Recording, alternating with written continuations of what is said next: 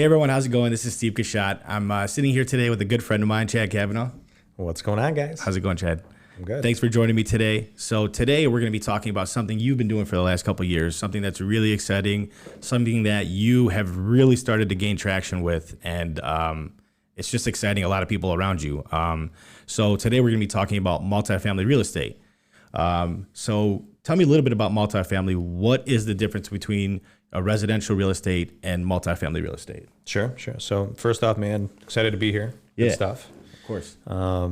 So residential versus commercial, right? So residential single family homes, typically up to 1, 2, 3 units. Multifamily typically is going to be 4 units, I believe, or actually it's going to be 5 units or more, right? So anything that's 5 units or more is considered, as commercial real estate and would be probably, multifamily. Okay, so I know that you've been dealing typically with apartments, right? Mm-hmm. Is that what it? So, how many states are you in now? You put me on the spot, dude. Let's say, I think 6 states. Okay, wow. So, how long have you been doing this? So jumped in about 3 years ago. Actually bought our first property a little over 2 years ago. So let's call it 26-ish months. Okay. There. So, I mean, that sounds pretty recent.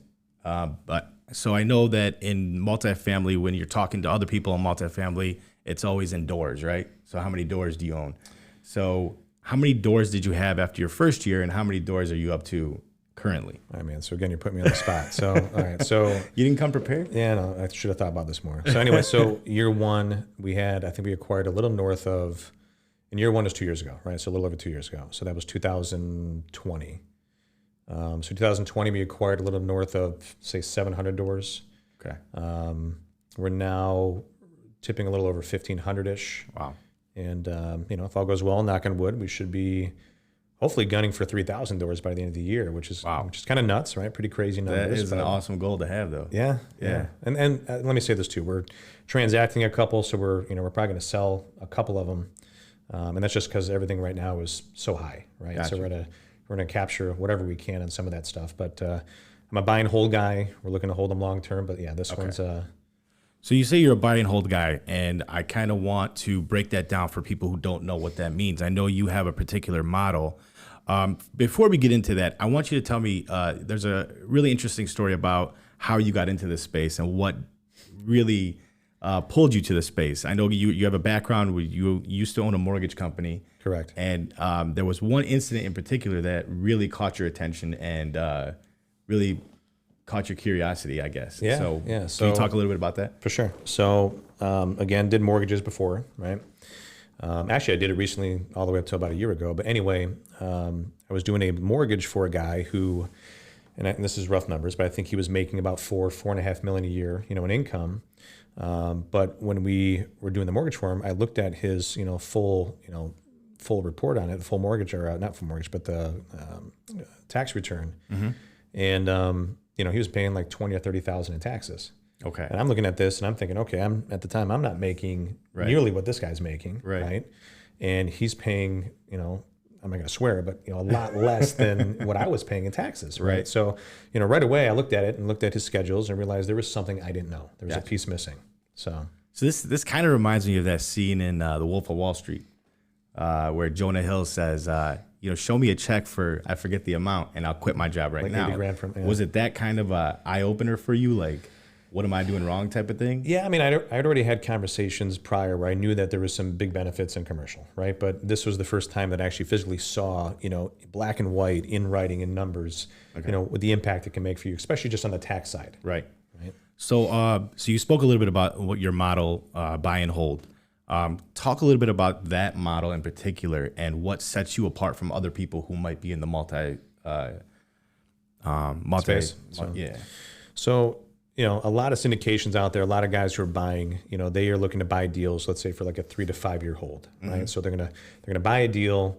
Typically, they're gonna pay for something that's not, let's say it's retail or just below retail, but they're gonna pay a good amount for that property. Okay.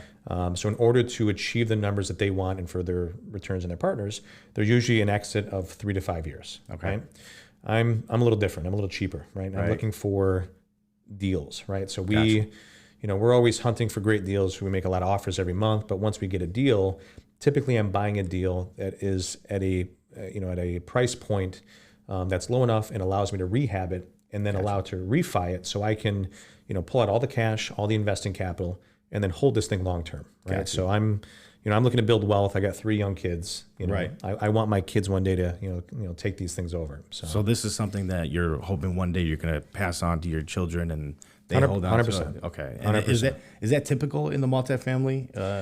I think so. I think you're going to find more of the beginning strategy that I talked about, where people are trying to buy them and then, they'll exit that deal in 3 to 5 years. So it's not probably as common, but we're enjoying it. We're loving it. It's working for us. So it sounds great. So what disqualifies a property from something you would consider? So again, we're buy and hold, right? We're long term. So I'm typically looking for deals that we're going to be happy with, and the team is not going to put a ton of time into managing, day to day, week to week, month to month for the next 10 years, right? Mm-hmm. So we're looking for stuff that's usually in good areas, A or B class areas. And then the other part of it too is I'm a big fan of creating equity in a short amount of time. Mm-hmm. The unique thing with commercial real estate versus residential is residential, you have to wait for all your neighbors to sell their house for more, right, to create more value. Right. Commercial, the primary driver in value is the revenue of the property, right? So, as you increase the revenue, if I buy a deal, we rehab it, we increase revenue for the first, or after 12 or 18 months of rehab, that value can jump considerably, in a very short amount of time. I don't have to wait for the neighbors to sell for more. Right. So you're more of you're looking for, apartments that you can rehab, right? Is that right? We need meat on the bone, man. Right. We need to know that when we buy this thing, there's enough room to be able to fix it up, make them beautiful, raise rents, and create a long-term, cash flowing great asset that's going to be a great investment. So it sounds to me like it's a numbers game for you. Like you're throwing a lot of offers out there and hoping something sticks, right? Well, you know my model, so it's fine. So yeah, our typical model, man, it's not sexy at all. We make tons of offers every month. Right. We do, in most cases, what a lot of people aren't willing to do. Most guys that are doing this space are kind of sitting back and they're waiting for offers to be presented to them and brokers to bring stuff to them. And there's nothing wrong with that. I'm not knocking that at all. But for our model, for me to be able to buy and feel comfortable knowing that we're going to refi out and have enough room in there to do all that, right, and still have a great asset, we need to find deals. Right. So we're big fans of making lots of offers to find that 1 or 2 every month. Got you. So for the average person who finds what you're doing interesting, right? How can they get involved? Is there a couple different ways to get involved, or is there a one in particular way that is more popular than the rest? Yeah, so there's a few people out there that are doing like an education thing. I'm not one of them, but there is a couple other ones that are doing it. And not to say I'm not willing to share and teach at all, but my time is very focused on what I'm doing. Right. So one way is they can jump into one of those platforms and learn from people that are really focusing on the education piece. And there's some great guys out there doing it. Right. And then I kind of tell other people too that if you're new in this, there's really 2 ways to really get good in this space. I should say 3. One, you can kind of do something similar to how I did it and actually put money into a deal, right? Get some skin in the game, and then just become a fly in the wall. Pay attention, be part of the phone calls, be part of the due diligence walkthroughs and the rehab and whatever you have time to do. Got you. If you don't have that, another option would be is that you got to be good at 1 or 2 things. You got to be good at finding deals, or you got to be good at finding capital, right? If you can do one of those 2 things, you then can actually gain the attention and grab a person like myself or other people that are already in the space to sponsor your deal, to help you walk into a bank and actually be able to purchase that. And you get equity. You can get fee, equity, whatever you want, but it gets you in the door. Okay. I think another way for people to get involved, if I'm not mistaken, is just a very hands-off, great return on your investment type of structure, which is just to, like you said, just to invest in one of the projects you are getting into. So can you talk a little bit about what the minimum investment would be and exactly how hands-off it is and what the benefits are, not only financially with the return on your investment, but other ways with tax, benefits and stuff like that? So I'm assuming some of the people watching this, they're going to want to get into this like I did, and they're going to want to learn the business and be an operator, right? So without getting too much in the weeds, that would be one side of it, right? You'd be a GP, a general partner of the project.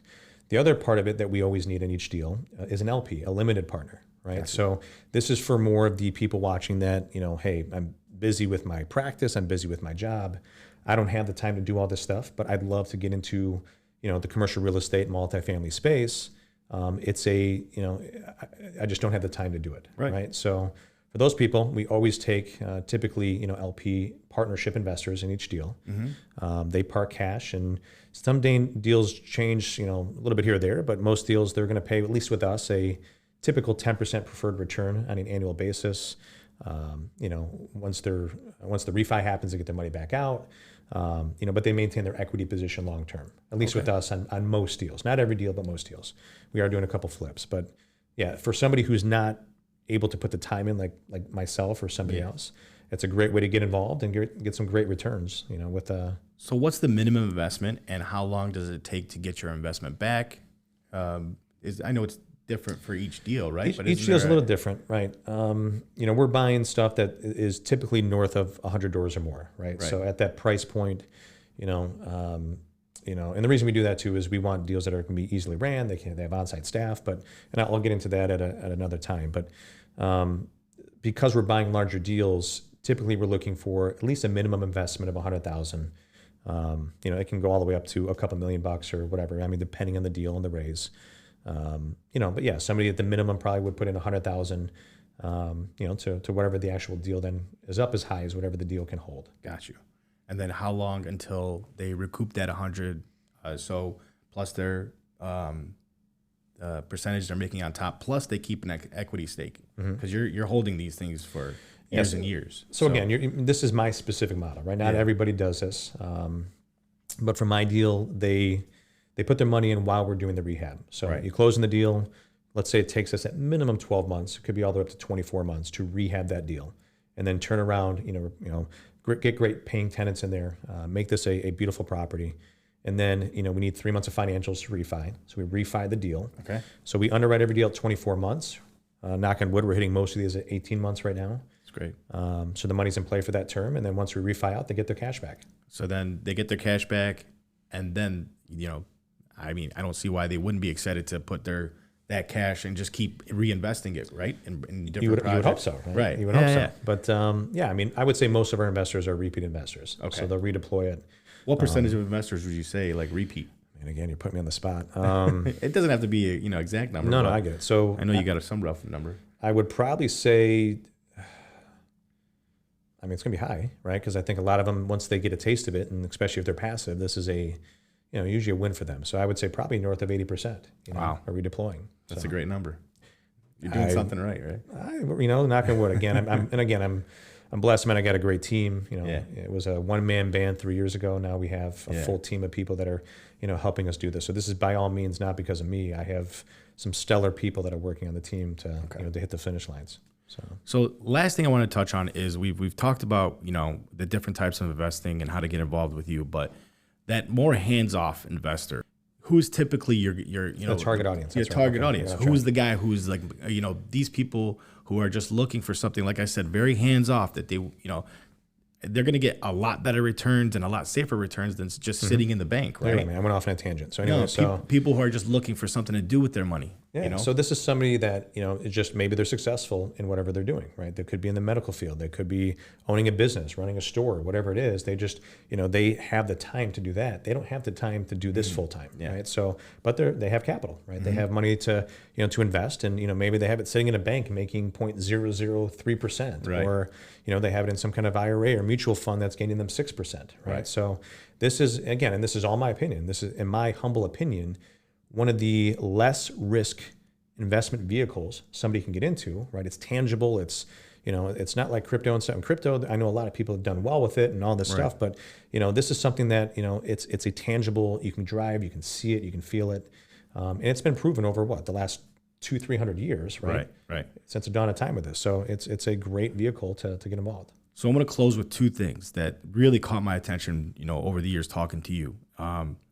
So the first thing is I think you mentioned you got started in 2020 with that was a crazy year, bank wise, lending wise, everything.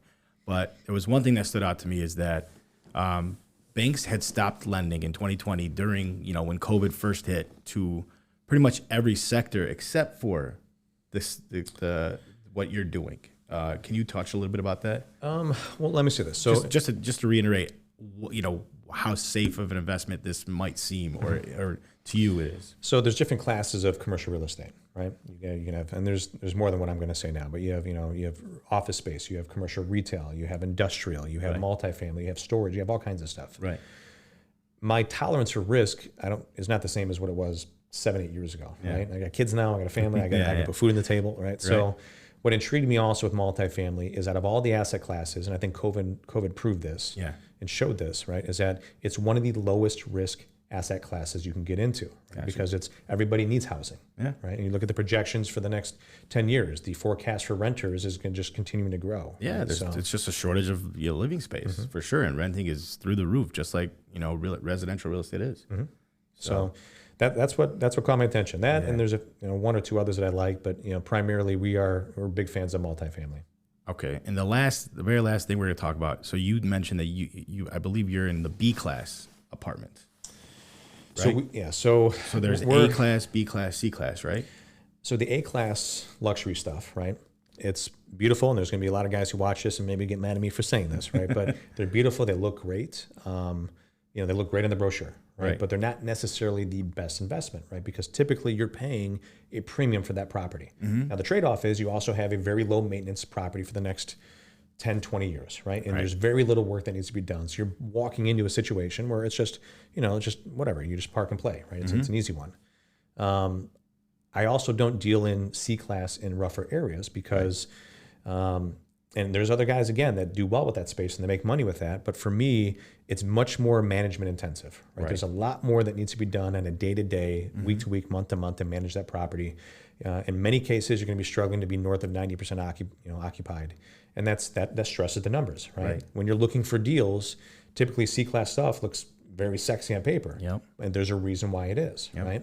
And again, this is just my opinion, right? So for us, we have grown to be very fond of kind of that A, B class area, but a B or even a C class property that when we come in and we put granite countertops in and we put in stainless steel appliances and LVT flooring and all the nice fixtures and bells and whistles, it now becomes a very nice, I wouldn't say it's going to compete exactly with A class, but it usually is the nicest one on the block, in the B class areas. I've seen some of your places after the rehab, and they're beautiful. I appreciate that, man. Yeah, you do a really good job. I appreciate that. All right. So, this is all exciting stuff, and I'm sure that, we haven't covered everything in this, we'll probably sit together again and, touch on some things. We'll get some feedback from this video. We'll see what people want to hear more about. So if you like what you heard in this video and you're thinking about, investing in something like multifamily real estate, please reach out. Feel free to leave some comments below. We'll answer as many of your questions as possible. And if you want to, talk numbers and see how this might be a good investment for you or your family or someone our contact information is obviously going to be below. So feel free to reach out to me or Chad, and we'd be happy to answer any questions you have. Love it, man. Love it. Anything you want to say just to close that out? No, that's it, man. I just appreciate you having me on. And this is kind of cool. This is exciting. I don't do a lot of these. This is kind of cool. Yeah. So. No, it was. I think it was very informative. Great information. So thanks again for joining me, brother. Awesome, man. Appreciate it. All right, guys. We'll see you next time.